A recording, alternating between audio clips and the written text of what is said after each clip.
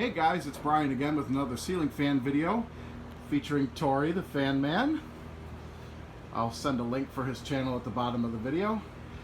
Right now what we have here is a quite rare fan. This is a 52-inch ERS branded ceiling fan. Very, very, very rare.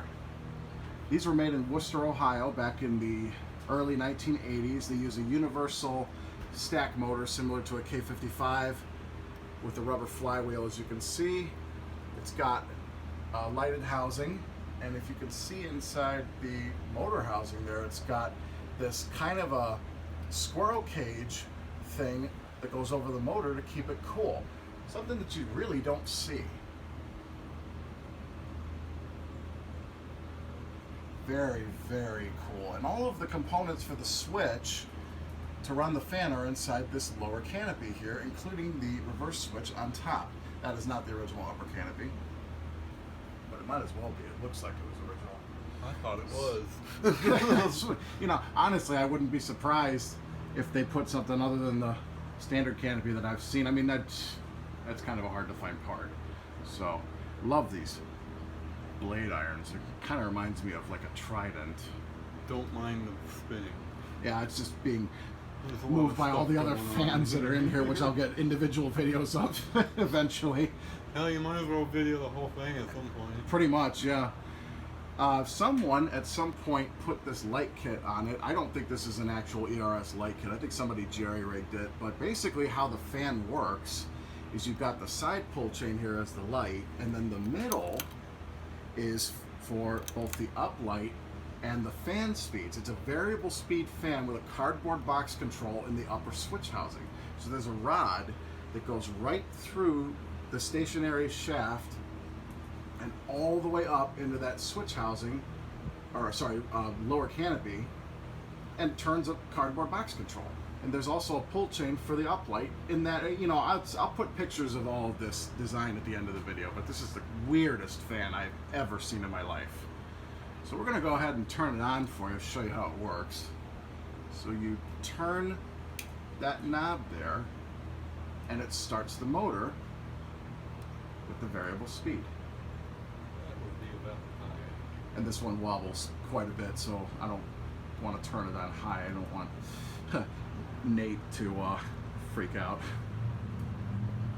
By the way, we're filming this in Nate Gerding's living room. About the aesthetic one that it usually says.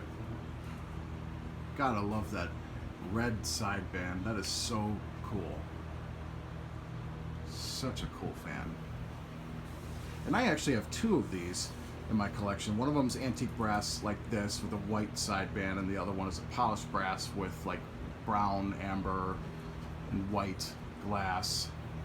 This is on low speed, and you can definitely feel some air movement from it. It's very gentle. Oh, yeah. But it's very cool. It moves some air, you know, before we put all this other crap up. So we'll turn it up just a slight bit. Tori's working the controls on the fan.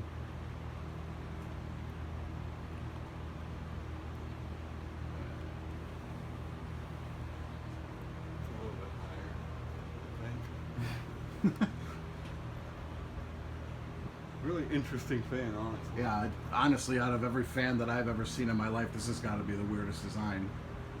I've never seen one until this one. And I'll tell you what, you're never going to find parts for these unless you fashion some kind of a makeshift parts for it, because I mean, I don't even know where the heck you would get a flywheel for one of these unless you had it custom made, or maybe some other brand would fit. I don't know. I have to do some research, because I know my polished brass one needs a flywheel at some point. It's the wall.